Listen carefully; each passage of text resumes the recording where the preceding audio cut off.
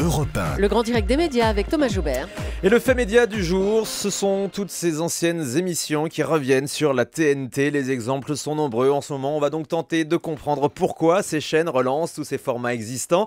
Eva Rock, chef des infos à Télé 7 jours, est avec nous pour ce décryptage. Bonjour Eva. Bonjour Thomas, bonjour Julie. Donc c'est vrai qu'on voit de nombreux formats, de nombreuses émissions qui revivent comme ça sur la TNT. On en parlait hier, selon nos confrères de Satellis Fax, la société de production Shine, vous savez à qui on doit The Voice, aurait posé une option sur les droits français du format suédois The Farm, qui avait donné naissance en 2004 à cette magnifique émission La Femme Célébrité sur TF1. Une émission qui a ressuscité en fait sur la même antenne, mais en 2010 avec un très bon lancement en termes d'audience, puisqu'on avait atteint 7 millions de téléspectateurs, puis avant de sombrer dans les limbes des audiences, provoquant une déprogrammation en fait en deuxième partie de soirée.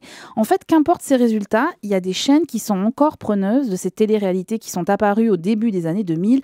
Ce sont évidemment les chaînes de la TNT. Et finalement, c'est pas si étonnant qu'on veuille relancer cette émission, car les anciens formats sont légion aujourd'hui. Et oui, exactement, alors avec des fortunes diverses. Côté télécrochet, on a vu Nouvelle Star et Starac revenir en 2012. Un succès pour D8 qui a déjà commandé une saison 2 de Nouvelle Star. En revanche, Énergie 12 ne repartira pas dans l'aventure Star Academy. Et le 28 mai, bingo, vous le disiez, c'est Popstar qui revient, encore sur D8 et toujours en prime time. Même scénario du côté des émissions de dating. Julie, ces rendez-vous, vous savez, qui vous laissent croire qu'on peut trouver l'amour à la télé. Alors, version romantique, ça marche. Un T1 satisfait des audiences du Bachelor lance la production d'une deuxième saison. Alors, version tromperie et vulgarité, le retour de l'île de la Tentation en 2010 sur Feu Virgin 17 fut un échec. Et Énergie 12, qui a lancé l'île des vérités, qui est une version plus scénarisée, a eu droit à 2 saisons, mais quid de la 3e? On a quand même l'impression qu'il y a un petit peu un manque d'audace, d'originalité de la part des chaînes de la TNT. C'est effectivement la première réaction qui nous anime quand on voit ces vieux formats revenir. Mais il y a des raisons stratégiques, surtout, qui expliquent pourquoi les chaînes de la TNT relancent ces émissions. Alors d'abord, c'est rassurant. C'est rassurant pour le public, surtout, qui évidemment connaît le format et qui, par curiosité, a envie de revoir une nouvelle version d'un programme qui a eu du succès. Mais c'est rassurant, mon cher Thomas, pour les annonceurs, surtout des annonceurs qui sont plus enclins à acheter des spots de pub quand on sait à quoi ressemble l'émission, et donc à qui elle s'adresse en termes de cible, plutôt que d'investir sur un programme totalement inconnu, parce qu'une émission, aujourd'hui, c'est aussi et c'est surtout une marque.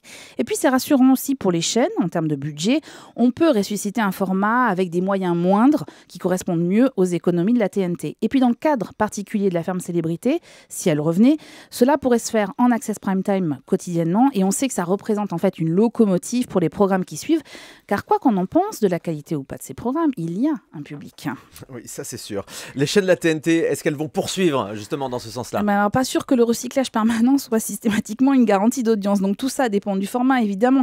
Alors si la TNT avait l'idée de remettre au goût du jour certains vieux formats, je suis allée chercher dans les archives quelques types de programmes qui pourraient éventuellement correspondre à une quelconque attente. Et là, je prie pour que les dirigeants des chaînes et des sociétés de production ne m'écoutent pas pendant quelques secondes, sinon ça leur donnerait une mauvaise idée.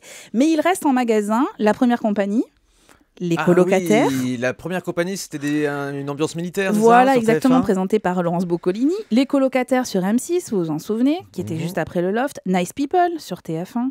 Opération Séduction sur M6. Greg le Millionnaire sur TF1, ou encore Le Chantier, ça c'était sur M6. Autant de programmes qui ne sont pas encore passés à la moulinette des années 2010, version TNT. Effectivement, ça peut donner donc quelques idées aux chaînes de la TNT. Merci beaucoup Eva, on vous retrouvera tout à l'heure pour le journal des médias avec à la une ce matin la disparition notamment de l'actrice Jane Cooper. C'était l'une des stars des Feux de l'amour, on en reparle tout à l'heure.